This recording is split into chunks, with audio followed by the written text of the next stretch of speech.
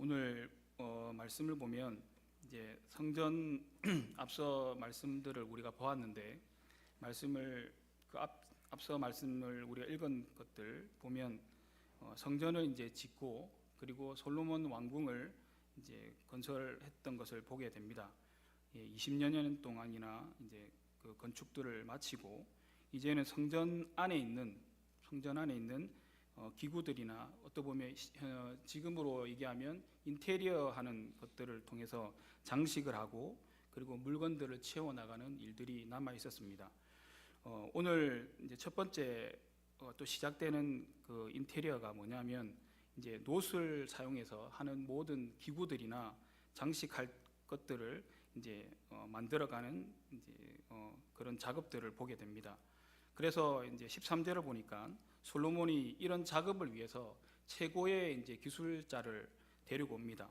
그 기술자가 많은 도움을 주었던 두로의 히람 왕이 두로에서 이제 히람 왕이 많은 도움을 주었었는데 여기도 공교롭게도 이름이 동명이인이 나옵니다. 두로에서 히람이라는 사람을 데려가서 그 노 관련된 모든 기구들과 성전을 채우는 그리고 꾸미는 일들을 하게 합니다. 여기 히람이라는 사람을 통해서 오늘 또 그리고 이 사람을 통해서 또 세우는 그 성전 기둥을 통해서 하나님께서 우리의 삶이나 여기에서 나타난 하나님의 경륜이나 그리고 우리의 삶을 통해서 나타나는 하나님의 경륜을 우리가 한번 교훈을 받고 또 하나님께서 어떠한 계획과 섭리가 우리 삶 가운데 일어나는지 또 우리가 한번 생각해보는 시간들이 되었으면 좋겠습니다. 그러면 우리가 경륜이라 하면 좀 어려운 부분들이 있습니다. 설명하자면 참 많이 긴 부분들인데 우리가 간단히 하나님의 경륜을 간단하게 설명하자면 하나님께서 섭리하시고 하나님께서 계획하신 일들을 이루어가는 방법들이나 모습들을 모양들을 경륜이라고 합니다.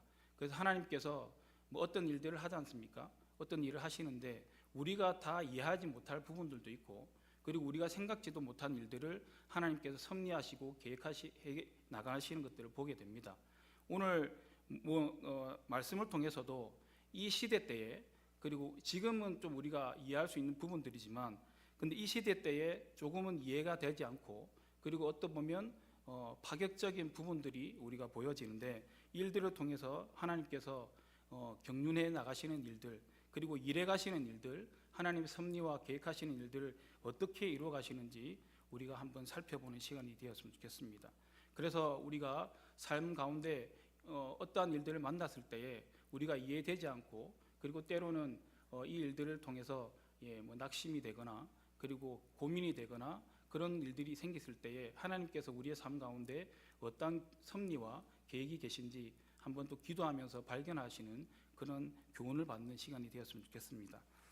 오늘 말씀을 보면 이 히람에 대해서 이 히람이 대단한 기술자였던 것 같습니다. 이 당대 때에 놋에 관련된 기술을 가진 사람 중에서 참 최고였던 것 같습니다. 여기 14절에 보니까 히람을 이렇게 소개합니다.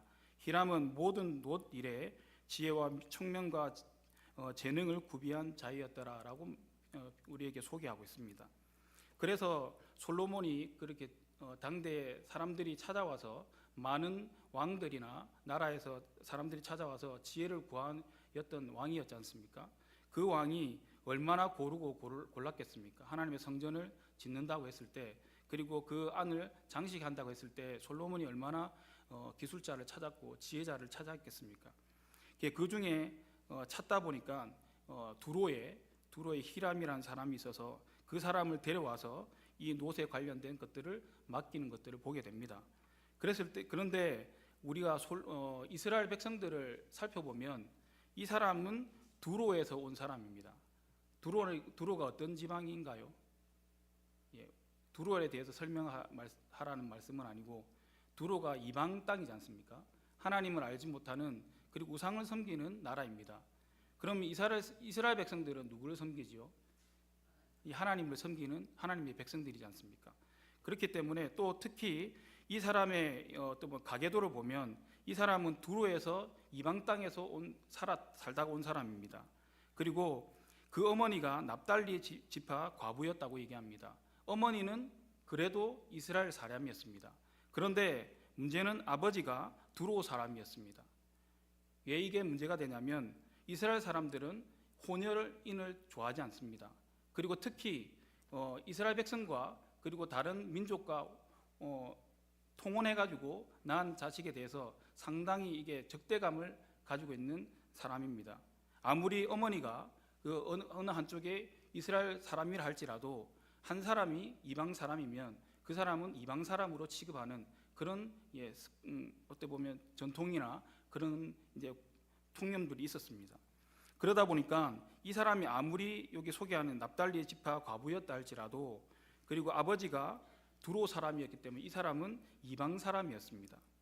그리고 지금은 과부의 아들입니다. 이 사람이 살아왔던 배경을 우리가 짐작해 볼 수가 있는데 이 당시 때 과부였다는 것은 어떻게 보면 소외되고 정말 살아가기 힘든 어떤 조건을 가지고 있는 사람이었습니다. 그럼에도 불구하고 이 히람이라는 사람은 모든 노세에 지혜와 총명과 재능이 있었다고 얘기합니다. 물론 아버지가 노세의 대장장이었기 때문에 그것을 가업을 이어받아서 그것들을 배워왔겠지만 그러나 삶의 이 고단함과 그런 것들을 겪다 보면 사람이 때로는 한계에 부딪히지 않습니까? 그러다 보면 포기할 때도 있고 절망하고 넘어질 수도 있습니다. 그리고 이 사람이 여기까지 오기까지 얼마나 이 짧은 구절을 통해서 얼마나 성실한 삶을 살았는지 알 수가 있습니다. 당대의 최고의 기술자라고 얘기하면 이 사람이 얼마나 부단한 노력을 가지고 자기가 그냥 노력한 게 아니라 그 삶을 아무리 절망 가운데 있는 그리고 자기의 조건들이 아무리 불리하다 할지라도 그 삶에 주어진 그 삶들을 열심히 살아가고 성실히 살아갔는지 우리가 이것을 통해서 짧은 구절이지만 우리가 엿볼 수 있습니다. 그대로 절망하여서 내 삶을 비관하면서 살아갈 수도 있지만 그러나 그런 내용들은 나오지 않지만 이 사람이 여기까지 오기까지 얼마나 그 삶을 이기고 견디고 버티고 그리고 성실히 살아왔는지 이 구절을 통해서 우리가 알 수가 있습니다. 이런 사람을 솔로몬이 데려왔습니다. 그건 이해가 되는데 그러나 이스라엘의 통념 따라서는 이방인들이 특히 하나님의 성전을 짓는 데에 이방인이 짓는다는 것은 좀 이해가 되지 않고 어떻게 보면 파격적인 일들이라고 할 수가 있습니다. 그럼에도 불구하고 이 사람이 성전의 기둥을 세우고 그리고 노세 관련된 이런 것들을 장식하였다는 것은 하나님께서 이 사람을 예정하셔서 이렇게 준비시키시고 그리고 하나님께서 계획하시고 일들을 통해서 지금 성전을 짓는 데에 성전을 꾸미는 데에 사용하시려고 그렇게 계획하시고 섭리하셨다는 것을 우리가 엿볼 수가 있습니다. 그리고 이 사람이 아버지는 죽었지만 어머니가 살아계시지 않습니까? 그리고 어머니가 이스라엘 사람입니다. 그리고 이스라엘은 모계를 통해서 교육을 받습니다. 그렇다면 이 사람은 비록 두루에 살지만 이방 땅에 살지만 그 삶은 어머니를 통해서 하나님을 접했을 것이고 그리고 그 신앙을 물려받은 부분들이 있다는 겁니다. 그렇기 때문에 삶을 성실하게 살아가고 비록 우리가 인간적으로 볼 때는 불리한 상황들이고 조건일지라도 하나님께서는 이 사람을 통해서 하나님께서 계획하시고 섭리한 일들을 때가 되매 이루신 것들을 보게 됩니다. 그리고 이 사람이 그냥 삶을 성실하게 살아갔던 게 아니라 어머니부터 받은 그 하나님의 신앙들을 지키면서 하나님 성실히 살아왔더니 하나님께서 때가 되매 이 사람을 하나님의 성전을 짓는데 그리고 성전을 장식하는 데에 귀하게 쓰임받게 하시는 하나님의 은혜가 있었다는 것을 우리가 보게 됩니다. 이사야 56장 6절에서 7절에 보면 이렇게 말씀을 합니다. 또 여호와와 연합하여 그를 섬기며 여호와의 이름을 사랑하며 그의 종이 되며 안식을 지켜 더럽히지 아니하며 나의 언약을 굳게 지키는 이방인마다 내가 곧 그들을 나의 성산으로 인도하여 기도하는 내 집에서 그들을 기쁘게 할 것이며 그들의 번제와 희생을 나의 제단에서 기꺼이 받게 되리니 이는 내 집은 만민이 기도하는 집이라 일컬음이 될 것임이라 라고 말씀하십니다. 오늘 이 말씀을 통해서 비록 이방인이지만 하나님의 성전을 짓는 데 함께 참여해서 이렇게 성전을 꾸며가고 그리고 성전을 만들어가는 그런 작업에 동참했다는 것은 하나님께서 성전이 어떤 곳인지, 그리고 하나님 그리고 교회가 어떤 것인지 우리에게 가르쳐 주십니다. 이때 당시 때는 성전은, 예루살렘 성전은 이스라엘 백성들이 정말로 하나님 임재가 거하시고 그리고 하나님께서 지키시는 그런 상징들로 대단하게 여겼던 사람들입니다. 그리고 성전을 어떻게 보면 더 심각하게 하나님을 섬겨야 되는데 이걸 얼마나 자기들의 대단한 걸로 섬겼냐면 나중에는 우상시아 하듯이 그렇게 섬겼던 것을 보게 됩니다. 하나님을 섬기지 않지만 그러나 이 성전에 대해서는 대단하게 소중하게 여기고 대단하게 여겼던 이스라엘 민족들을 보게 됩니다. 그럼에도 불구하고 그런데 하나님께서는 이 성전을 지으신 이유가 뭐라고 말씀하시냐면 이방인이라 할지라도 하나님 앞에 나와서 그 마음에 합한 자들은 하나님께서 모든 희생제물과 번제를 드릴 때 그것을 받으시고 그것을 흠량하셔서 그들에게 은혜를 베푸신다고 말씀하셨던 것을 보게 됩니다.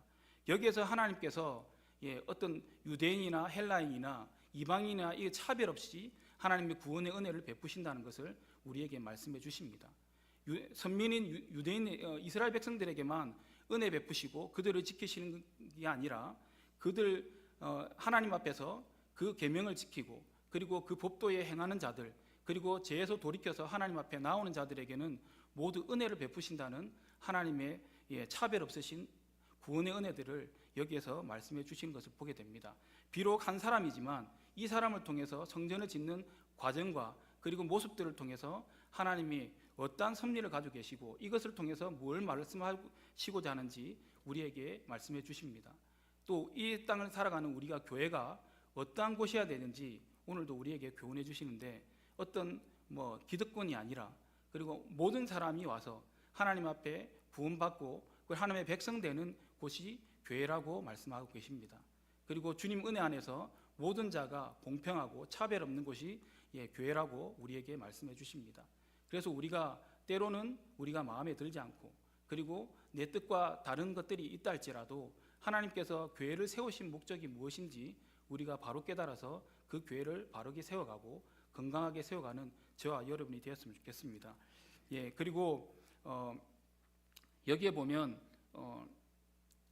열왕기상 우리 한 장만 넘겨보면 8장 41절에서 43절까지의 말씀을 보면 솔로몬도 이렇게 고백을 하거든요. 이 성전을 어떻게 지었고 그리고 어떤 성전이 되었으면 좋겠다는 그런 바람이 있습니다.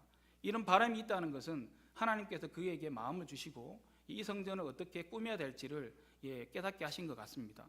그래서 성전 봉헌을 하고 예루살렘 성전을 봉헌했을 때에 솔로몬이 만 백성들 앞에서 기도하는 기도의 문이 있는데 그것들을 보면 41절에서 43절을 보면 이렇게 말씀하고 있습니다.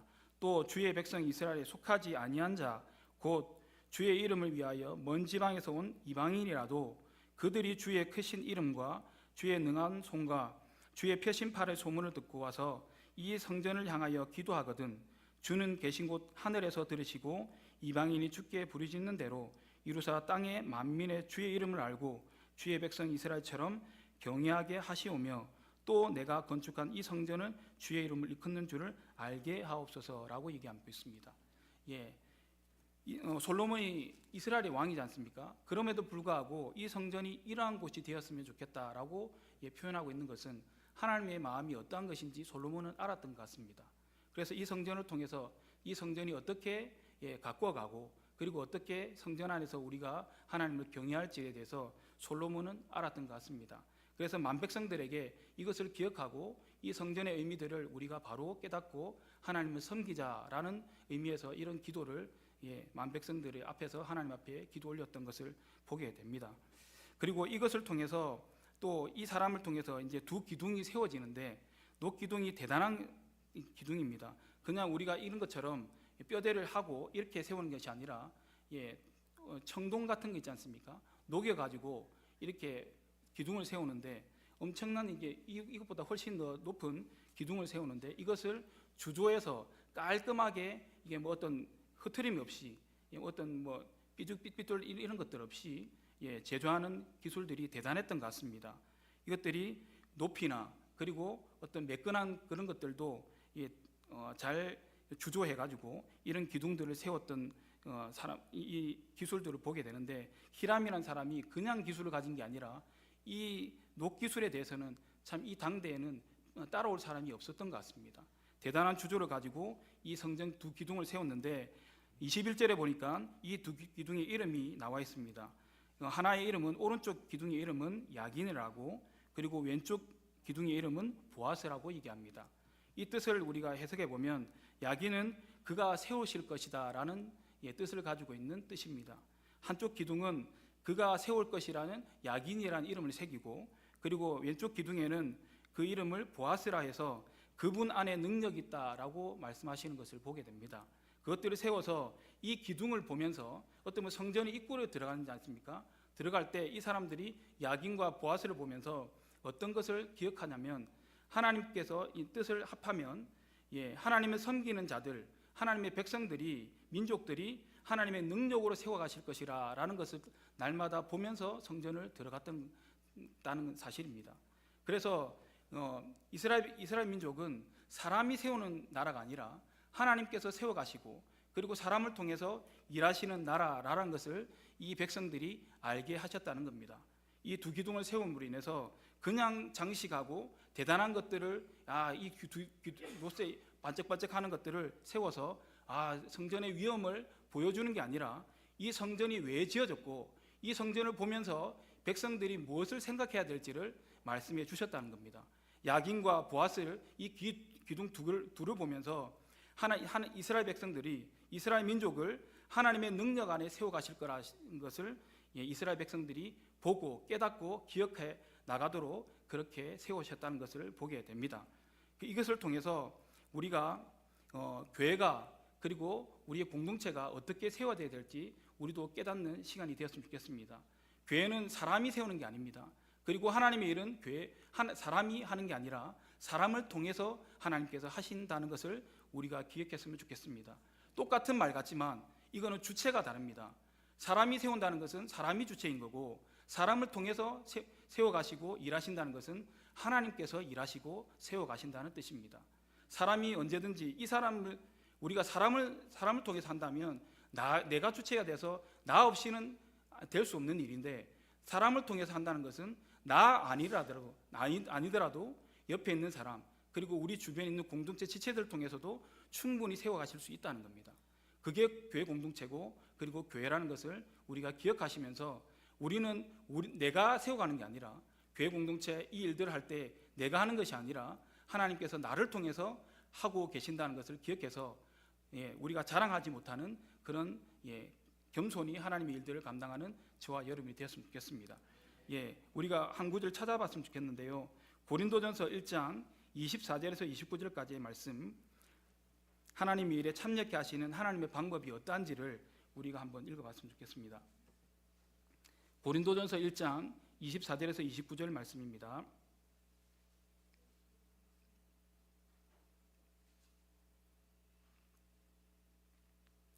고린도전서 1장 24절에서 29절 말씀, 좀 길지만 같이 한번 읽겠습니다. 시작.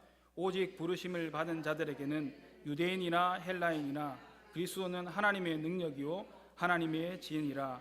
하나님의 어리석음이 사람보다 지혜롭고 하나님의 약하심이 사람보다 강하니라.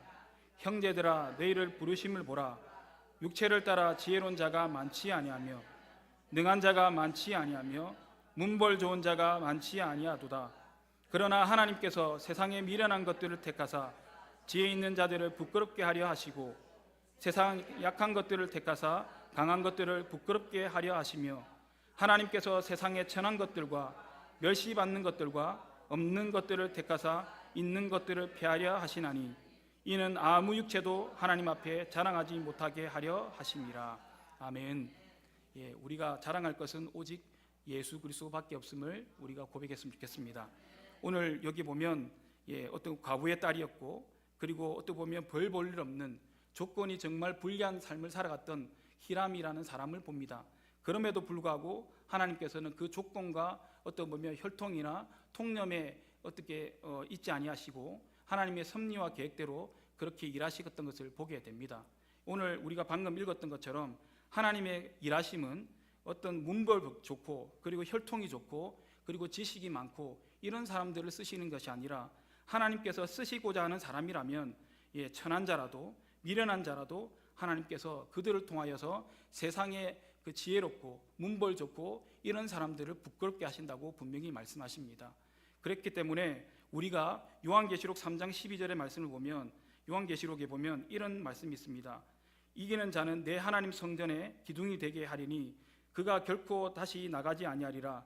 내가 하나님의 이름과 하나님의 성 곧 하늘에서 내 하나님께로부터 내려오는 새 예루살렘의 이름과 나의 새 이름을 그의 위에 기록하리라 라고 말씀하십니다. 빌라델피아라는 교회가 있습니다.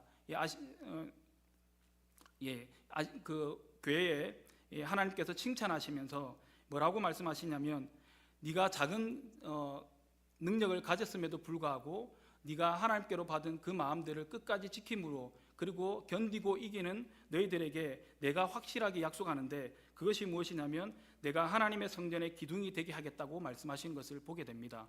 이것은 하나님께서 그들의 능력이 되시고 그들 안에 주님 안에 있는 그들에게 하나님께서 지키시고 끝까지 함께 하시겠다는 약속을 그들에게 주신 것을 보게 됩니다. 어떤 환난이 와도 어떤 어려움이 와도 주님께서 그들을 붙드심으로 그들과 함께 하셔서 그들이 천국 가는 그날까지 하나님의 백성들을 붙드시는 하나님의 은혜가 그 가운데 있다는 것을 말씀해 주는 것을 보게 됩니다. 오늘 말씀해 보면 성전 기둥이 2개 세워졌습니다.